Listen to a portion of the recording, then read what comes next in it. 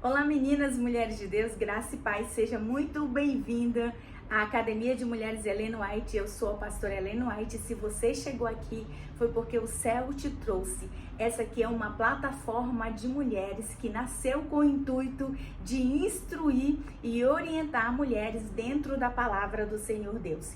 Hoje nós vamos falar sobre o 6º episódio da Virgem Prudente. E nós vamos falar hoje sobre a Virgem Prudente e eu dei um nome para essa virgem. O nome dessa virgem hoje é Perseverante. Então, para isso, vamos fazer menção desse que está em 1 Samuel, no capítulo 2, verso de número 1. O meu coração exulta no Senhor por causa do que Ele fez.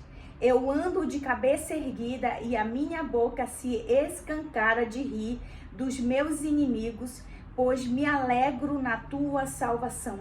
E não há ninguém santo como o Senhor, e não existe outro Deus além de ti, e não há rocha alguma como nosso Deus. Mulheres maravilhosas, mulher perseverante. Esse texto fala sobre Ana, a mãe de Samuel.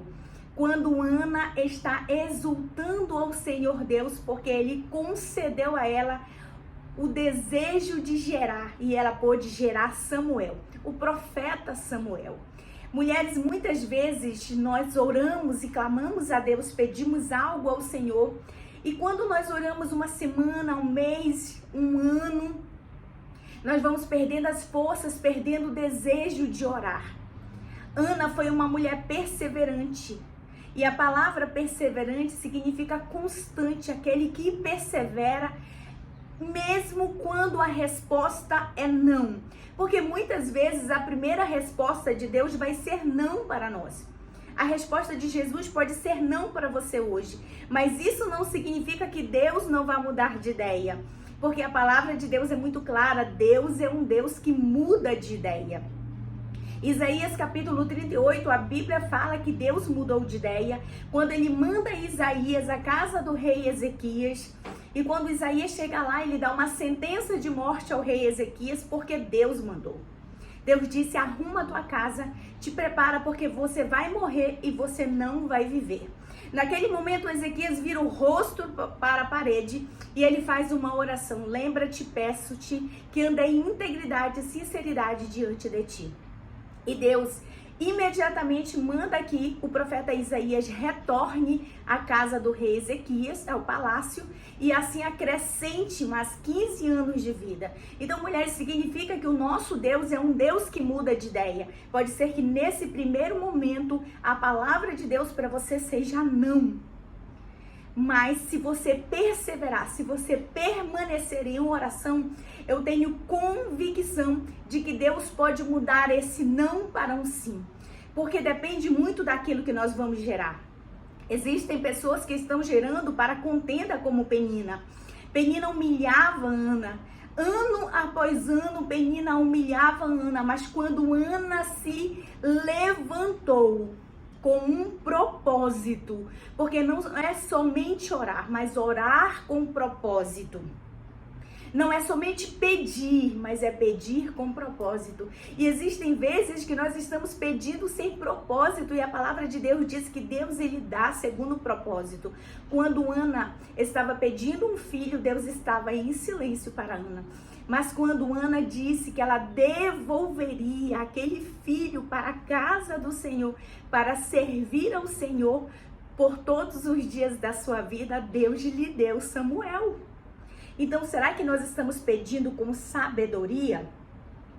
Então, olha só o que a palavra de Deus diz em Tiago capítulo 1, versículo do 2 e 3.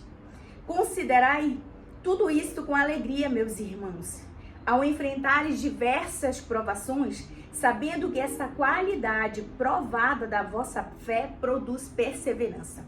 Então, existem tempos na nossa vida que Deus está provando a nossa fé, mulheres, para saber se nós vamos permanecer perseverante ou se nós vamos desistir com a primeira palavra. Mateus capítulo 15 conta a história da mulher cananeia, Ciro-fenícia. Aquela mulher sai atrás de Jesus e Jesus não lhe dá nenhuma palavra, nem sim, nem não. E muitas vezes a gente entende o silêncio de Deus como um não. Então aquela mulher, em meio ao silêncio de Jesus, ela permaneceu perseverante. Ela permaneceu porque ela tinha um propósito. Então, se nós temos um propósito, nós vamos permanecer orando, buscando, clamando, esperando, confiando, porque no tempo oportuno pelo Senhor, Ele se levantará em nosso favor. A palavra de Tiago é muito clara, ele diz, quando nós enfrentamos diversas provações, tendo a convicção de que essas provações vão trazer uma fé provada, uma fé de qualidade. Porque muitas vezes nós falamos que temos fé, mas às vezes a nossa fé é porque nós temos tudo diante de nós. Mas quando Deus tira aquelas coisas que nós acreditamos, que nós confiamos, quando Ele tira os benefícios, quando Ele tira a saúde, quando Ele tira a prosperidade, quando Ele tira a fartura, quando Ele tira a saúde, será que nós vamos permanecer fiéis, permanecer tendo fé nesse Deus que nós servimos? Porque muitas vezes Deus, Ele vai fazer com que nós abracemos alguém quando nós estamos precisando de um abraço, que nós oremos por alguém quando nós estamos precisando de oração. Não é assim, mulheres? Por que que Deus faz isso? Porque Ele quer que você faça além da sua necessidade. Alguns anos atrás, eu já contei para vocês, o meu filho passou por um período muito triste de dependência química. E quando eu ia nas igrejas orar, pregar, o Senhor Deus, Ele falava para mim, profetiza e ministra sobre eles a cura da dependência química. E eu orava e os homens, mulheres eram curados, eram libertos. E aí eu chegava em casa, eu questionava Deus, por que o Senhor faz com eles e não na minha vida? E o Senhor falava, maior será o seu testemunho quando você precisa de um milagre e oferta esse milagre, e eu opero através da sua vida, curando, libertando e transformando, porque a sua fé não é pautada naquilo que eu faço por você, mas a sua fé está pautada naquilo que eu faço através de você, porque não é sobre você ou sobre mim, mas sobre aquilo que o Senhor pode fazer através de mim e de você. Então, quando nós permanecemos perseverantes, confiantes na promessa que o Senhor tem sobre a nossa casa, essa promessa se torna realidade. Tiago, capítulo 5, do versículo 7 a 11, diz assim: Jó é citado como um exemplo para motivar os cristãos a perseverarem diante da dificuldade.